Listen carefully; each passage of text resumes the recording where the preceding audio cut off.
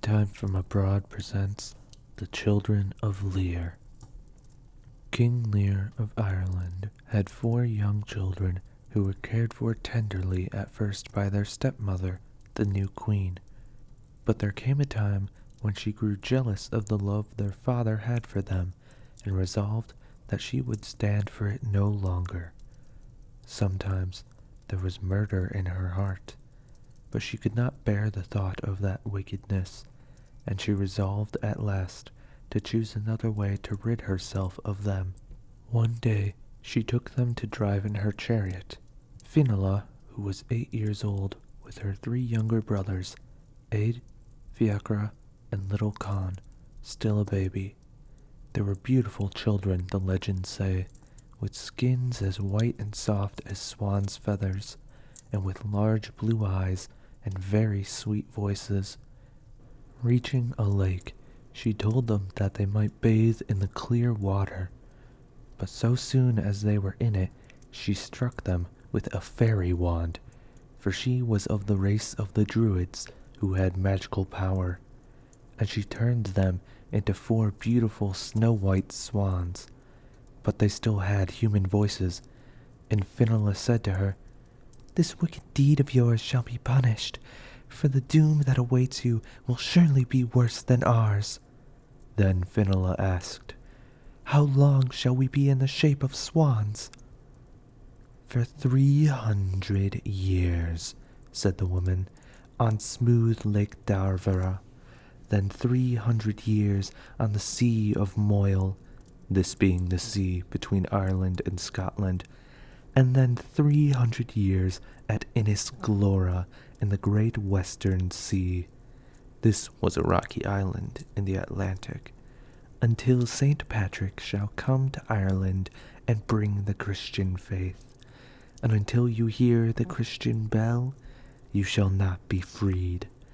Neither your power nor mine can now bring you back to human shape, but you shall keep your human reason and your Gaelic speech, and you shall sing music so sweet that all who hear it shall gladly listen." She left them, and before long their father, King Lear, came to the shore and heard their singing. He asked how they came to have human voices. "We are your 4 children," said Finola, "changed to swans by our stepmother's jealousy." "Then come and live with me," said her sorrowing father. "We are not permitted to leave the lake," she said, "or live with our people any more, but we are allowed to live together and to keep our reason and our speech, and to sing sweet music to you." Then they sang, and the king and all his followers were at first amazed and then lulled to sleep. Then King Lear returned and met the cruel stepmother at her father's palace. When her father, King Bove, was told what she had done, he was hot with anger. "This wicked deed," he said, "shall bring severer punishment on you than on the innocent children, for their suffering shall end, but yours never shall." Then King Bove asked her what form of existence would be terrible to her. She replied, "That of a demon of the air." "Be it so," said her father, who had also druidical power. He struck her with his wand, and she became a bat and flew away with a scream. And the legend says she is still a demon of the air, and shall be a demon of the air until the end of time. After this, the people of all the races that were in Erin used to come and camp by the lake and listen to the swans. The happy were made happier by the song, and those who were in grief or illness or pain forgot their sorrows and were lulled to a peaceful calmness. There was a peace in all that region, while war and chaos filled other lands. Huge changes took place in 3 centuries. Towers and castles rose and fell. Villages were built and destroyed. Generations were born and died. And still, the swan children lived and sang until at the end of 300 years they flew away, as was decreed, to the stormy sea of Moyle. And from that time it was made a law that no one should kill a swan in Ireland. Beside the Sea of Moyle, they found no longer the peaceful and wooded shores they had known, but only steep and rocky coasts and a wild, wild sea. There came a great storm one night, and the swans knew they could not keep together, so they resolved that if separated, they would meet at a rock called Carrick-na-Roan. Finola reached there first, and took her brothers under her wings, all wet, shivering, and exhausted. Many such nights followed, and in one terrible winter storm, when they nestled together on Carrick-na-Roan, the water froze into solid ice around them, and their feet and wings were so frozen to the rock that when they moved, they left the skin of their feet, the quills of their wings, and the feathers of their breasts clinging there. When the ice melted and they swam out into the sea, their bodies smarted with pain until the feathers grew once more.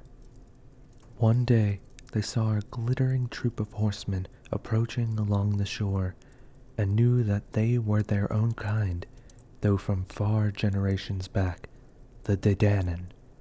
They greeted each other with joy, for the Dedanen had been sent to seek for the swans, and on returning to their chiefs they told what had passed, and the chiefs said, "We cannot help them, but we are glad they are living, and we know that at last the enchantment will be broken, and that they will be freed from their sorrows." So passed their lives until Finola sang one day, "The second woe has passed, the second period of 300 years, when they flew out on the broad ocean, as was decreed, and went to the island of Innisglora. There they spent the next 300 years amid yet wilder storms and yet colder winds. No more the peaceful shepherds and living neighbors were around them, but often the sailor and fisherman in his little boat saw the white gleam of their wings or heard the sweet notes of their song and knew that the children of Lear were near. But the time came when the 900 years of banishment were ended, and they might fly back to their father's old home, Finnehaugh. Flying for days above the sea, they landed at the palace once so well known, but everything was changed by then. Even the walls of their father's palace were crumbled and rain-washed. So sad was the sight that they remained one day only, and flew back to Innisglora, thinking that if they must be forever alone, they would live where they had lived last, not where they had been reared. One May morning, as the children of Lear floated in the air around the island of Innisglora, they heard a faint bell sounding across the eastern sea. The mist lifted, and they saw afar off, beyond the waves, a vision of a stately white-robed priest with attendants around him on the Irish shore. They knew that it must be St. Patrick, who was bringing, as had been so long foretold, Christianity to Ireland.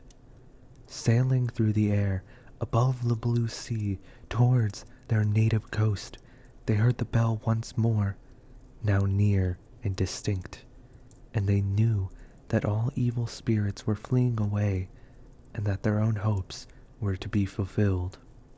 As they approached the land, St. Patrick stretched his hand and said, "Children of Lear, you may tread your native land again." And the sweet swan sister Finola said, "If we tread our native land, it can only be to die, after our life of 9 centuries. Baptize us while we are yet living."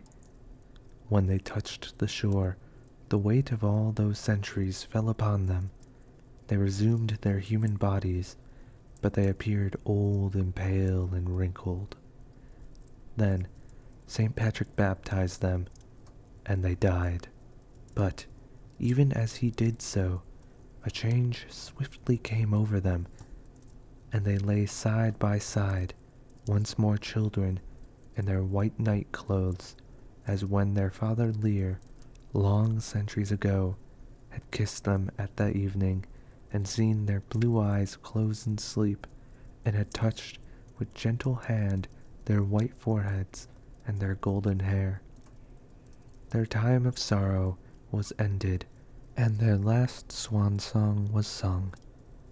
But the cruel stepmother seems yet to survive in her bat-like shape, and a single glance at her weird and malicious little face will lead us to doubt whether she has yet fully atoned for her sin. The end.